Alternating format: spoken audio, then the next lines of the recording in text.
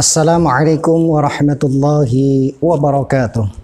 Bismillahirrahmanirrahim.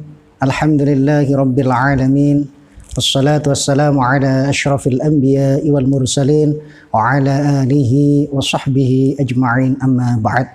Saudara pemirsa yang budiman dimanapun Anda berada, selamat berjumpa kembali melalui acara Kultum Ramadan yang kali ini dengan tema fokus beribadah di 10 hari terakhir bulan Ramadan. Para pemirsa yang dimuliakan Allah Subhanahu wa taala, Ramadan ibarat toko yang amat besar yang menjajakan segala bentuk kebutuhan. Ibarat seperti giant store yang dimana di situ banyak sekali barang-barang yang sangat menarik untuk kita beli. Namun terkadang kita yang masuk ke toko tersebut, kita yang masuk ke mall tersebut, tidak langsung dengan cepat membeli, akan tetapi masih mengundur-ngundur. Oh, lihat-lihat dulu. Setelah lihat-lihat dulu, bandingkan harga dulu antara satu toko dengan toko yang lain. Setelah itu baru mencari modelnya, baru mencari warnanya. Dan kadang-kadang kita tidak sadar, tiba-tiba hampir saja toko atau giant store tersebut sudah mendekati waktu tutup. Begitu juga dengan kondisi kita dalam berRamadan. Kadang-kadang kita tidak sadar dan tidak terasa. Tiba-tiba Ramadan sudah hampir selesai. Tiba-tiba Ramadan sudah mau hengkang dari kita. Tiba-tiba Ramadan sudah mau tutup. Oleh karena itu, jangan terpesona dengan apa yang kita lihat di dalam toko tersebut, tapi bersegeralah untuk mencari barang yang Anda butuhkan. Begitu juga dengan bulan Ramadan ini, kita harus fokus, kita harus spesialkan, prioritaskan amal-amal apa saja yang harus kita garap dengan betul. Amal-amal apa saja yang harus kita laksanakan dengan sebaik mungkin. Apalagi waktu kita tinggal 10 hari, apalagi bulan Ramadan sudah hampir selesai, maka ini harus ada semacam prioritas dalam beribadah. Saudara pemirsa yang dimuliakan Allah Subhanahu wa taala, di 10 hari terakhir ini memang kita harus berbeda dengan hari-hari sebelumnya dalam hal semangat untuk menunaikan ibadah. Karena inilah yang dicontohkan oleh Rasulullah sallallahu alaihi wasallam. Ani Sayyidah Aisyah radhiyallahu taala anha, kana Rasulullah sallallahu alaihi wasallam shadda mi'zarahu idza dakhala al-'ashra, shadda mi'zarahu wa ahya lailahu wa ayqadha ahlahu. Rawahul Bukhari. Diriwayatkan dari Sayyidah Aisyah bahwa Rasulullah sallallahu alaihi wasallam ketika datang 10 hari terakhir, beliau bersiap-siap dengan siaga. Shadda mi'zarahu, ini menunjukkan kesungguhan beliau. Wa ahya lailahu, dan menghidupi malam-malamnya dengan amalan ibadah. Wa aiqadha ahlahu, bahkan beliau membangunkan keluarganya untuk qiyamul lail dan seterusnya. Bahkan Sayyidah Aisyah juga meriwayatkan dalam sebuah hadis yang lain, kana Rasulullah sallallahu alaihi wasallam yajtahidu fil 'ashril awakhir ma la yajtahidu fi ghairihi. Rasulullah sallallahu alaihi wasallam yajtahidu fi 'ashril awakhir, bersungguh-sungguh dalam beribadah yang tidak ditemui di hari-hari yang lain. Ini subhanallah, kami mengajak kepada para hadirin, para pendengar, para pemirsa yang dimuliakan Allah, yang tinggal sebentar lagi ini mari kita manfaatkan dengan sungguh-sungguh, dengan prioritas-prioritas ibadah yang menjadi target kita. Tentu nomor 1 prioritas ibadah adalah puasa, yang menjadi inti daripada ibadah di bulan Ramadan, karena hukumnya adalah wajib. Maka sebisa mungkin puasa ini menjadi branded kita, menjadi barang yang berharga, dan kita upgrade puasa kita menjadi puasa yang semula hanya sekedar menahan makan, haus, tidak kumpul dengan istri, menjadi puasa khusus.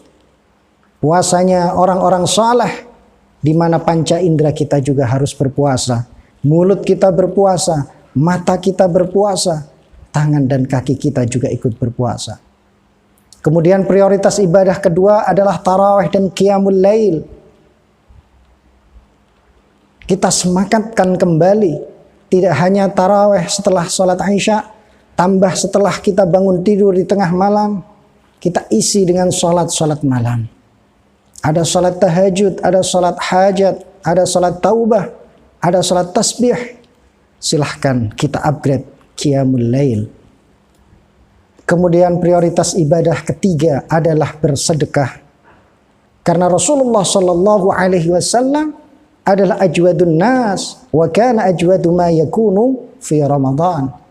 Rasulullah Shallallahu Alaihi Wasallam adalah orang yang paling dermawan, orang yang paling pemurah, dan sifat pemurahnya tampak sekali di bulan Ramadan. Para pemirsa yang dimuliakan Allah Subhanahu wa taala, kemudian prioritas ibadah yang berikutnya adalah tilawatil Quran. Karena bulan Ramadan adalah syahrul Quran, bulan di mana diturunkannya Al-Quran kepada umat manusia. Bulan di mana diturunkan Al-Quran dan Rasulullah Sallallahu Alaihi Wasallam selalu bertadarus dengan malaikat Jibril di bulan Ramadan. Kemudian prioritas yang berikutnya adalah i'tikaf jika memang bisa dilakukan. Saudara para pemirsa yang dimuliakan oleh Allah Subhanahu wa taala, paling tidak di 10 hari terakhir ini kita memetakan ibadah-ibadah yang akan menjadi prioritas kita. Dan insya Allah masing-masing akan kita kaji satu persatu tentang ibadah yang menjadi prioritas di 10 hari terakhir ini. Karena apa? Karena di 10 hari terakhir ada satu malam yang sangat mulia. Inna anzalnahu fi lailatul qadr wa ma adraka ma lailatul qadr lailatul qadri khairum min alfi syahr. Bahwasanya di malam 10 malam terakhir ini ada satu malam yang disebut dengan malam Lailatul Qadar. Memang kapan turunnya malam Lailatul Qadar masih banyak diperbincangkan oleh para ulama dan di sana terjadi perbedaan pendapat. Namun jumhurul ulama, mayoritas ulama mengatakan Lailatul Qadar terjadi pada 10 terakhir dan terlebih-lebih di malam-malam yang ganjil. Ada Ibnu Abidin yang juga berpendapat Lailatul Qadar ini bisa berputar dan berpindah-pindah dari satu tanggal ke tanggal yang lain di bulan Ramadan. Sementara Ibnu Razin Al-Uqaili As-Sahabi mengatakan Lailatul Qadar terjadi pada tanggal pertama bulan Ramadan. Kemudian Ibnu Syaibah dan Tabrani menyebutkan Lailatul Qadar terjadi pada malam 17 atau malam nuzulul Quran, dan Al-Malikiyah dan sebagian besar ulama dari Hanabilah menyebutkan Lailatul Qadar terjadi pada malam 27 Ramadan. Meski ada perbedaan pendapat, tapi kalau kita berpegang pada jumhurul ulama, mayoritas ulama mengatakan Lailatul Qadar terjadi pada malam yang ditentukan di 10 hari terakhir dan lebih diharapkan di malam-malam yang ganjil. Para pemirsa yang dimuliakan Allah Subhanahu wa taala, ketika malam-malam Lailatul Qadar, minimal apa yang bisa kita lakukan di 10 hari terakhir ini? Dalam kitab Dzikrayat wa Munasabat Sayyidil Walid fil Ilm Abu Yasin Muhammad Alawi Al-Maliki menyebutkan sebuah hadis yang diriwayatkan oleh Imam Bukhari dan Muslim yang kesahihannya tidak perlu diragukan lagi. Man qama lailatal qadari imanan wa ihtisaban ghufira lahu ma taqaddama min dzambih. Rawahul Bukhari wa Muslim.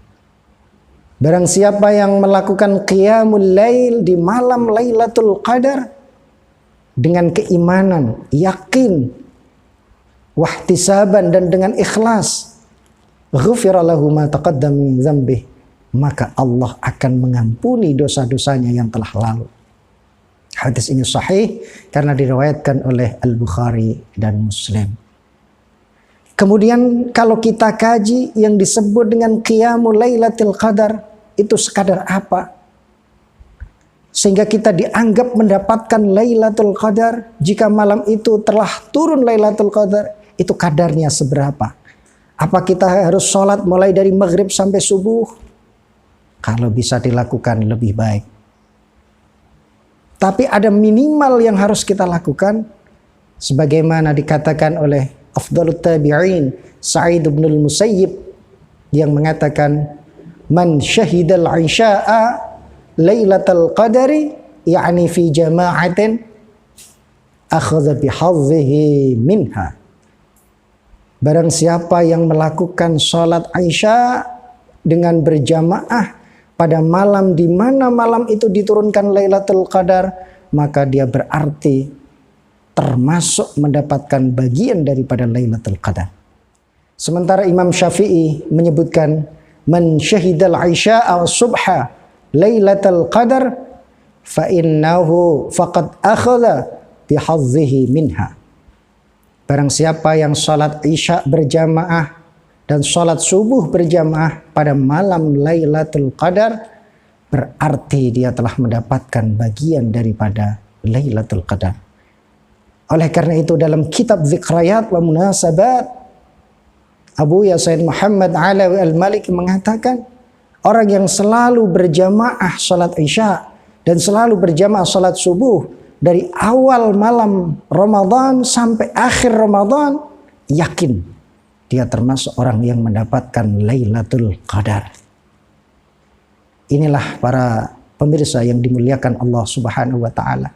Memang Lailatul Qadar ini sengaja dirahasiakan oleh Allah Subhanahu wa taala, tidak dipastikan pada malam tertentu, supaya manusia selalu mencari dan beribadah, tidak terkhusus pada hari itu.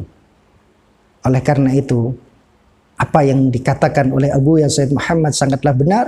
Jika dari awal Ramadan dia rajin selalu mengikuti salat Isya dan subuh secara berjamaah, maka yakin akan mendapatkan fadilah Lailatul Qadar. Para pemirsa yang dimuliakan Allah Subhanahu wa taala, dan ketika Lailatul Qadar itu turun, di antara kita yang alhamdulillah melaksanakan ibadah, melakukan kebaikan, qiyamul lail, maka dia berhak untuk mendapatkan fadilah Lailatul Qadar yang berarti mendapatkan pahala 1000 bulan.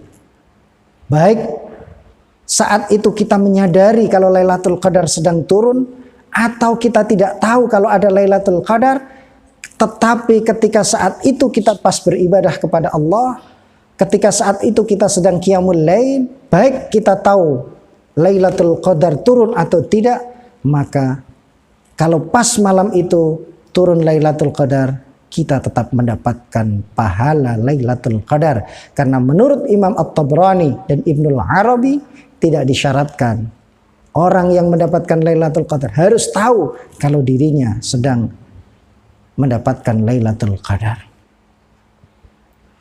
Para pemirsa yang dimuliakan Allah Subhanahu wa taala, itu adalah minimal amal yang kita lakukan. Salat Isya berjamaah dan salat subuh berjamaah. Boleh juga tidak harus berjamaah di masjid. Kalau memang tidak bisa ke masjid, silahkan berjamaah dengan keluarganya, dengan anaknya, dengan pasangannya, di rumahnya, atau di mana saja. Kemudian amal apa yang sebaiknya juga bisa dilakukan untuk menambah amalan yang minimalis tadi? Seorang ulama besar, Syekh Sufyan Ats-Tsauri menyebutkan, ad-du'a'u fi hadhihi al-lailah ahabbu ilayya min kasratis shalah. Berdoa, memperbanyak doa pada malam Lailatul Qadar bagi kami lebih senang daripada memperbanyak salat. Sayyidah Aisyah pernah mengatakan dan bertanya kepada Rasulullah sallallahu alaihi wasallam ketika mendapatkan Lailatul Qadar sebaiknya apa yang dibaca, maka Rasulullah memberikan doa kepada Sayyidah Aisyah, Allahumma innaka afuun tuhibbul afwa fa'fu anni. Allahumma ya Allah, engkau adalah zat yang maha pengampun, yang mencintai ampunan, maka ampuni dosa-dosaku. Hadis ini sahih diriwayatkan oleh Al-Khamsah. Oleh karena itu, perbanyaklah doa di setiap malam-malam 10 hari terakhir. Siapa tahu doa kita pas bertepatan dengan Lailatul Qadar. Akan tetapi kalau kita merujuk apa yang dilakukan oleh Rasulullah Sallallahu Alaihi Wasallam, ketika malam-malam 10 hari terakhir, Nabi melakukan salat. Nabi juga membaca Al-Quran. Ketika sampai di ayat yang menceritakan tentang rahmat Allah, beliau berdoa mohon rahmat. Dan ketika beliau membaca Al-Quran sampai pada ayat yang bercerita tentang azab, beliau mohon ampunan kepada Allah. Walhasil intinya, di malam-malam 10 hari terakhir ini, di mana kita menjaring Lailatul Qadar, kita isi dengan salat, kita isi dengan tilawah, kita isi dengan doa, dan kita isi dengan tafakkur yang menyebabkan keimanan kita bertambah kepada Allah Subhanahu wa ta'ala. Mudah-mudahan kita termasuk orang-orang yang mendapatkan fadilah Lailatul Qadar yang bernilai pahala 1000 bulan. Amin. Allahumma amin. Mudah-mudahan ada berkah dan manfaatnya. Mohon dimaafkan kurang dan lebihnya. Wallahul muwaffiq ila aqwamit thoriq. Wassalamualaikum warahmatullahi wabarakatuh.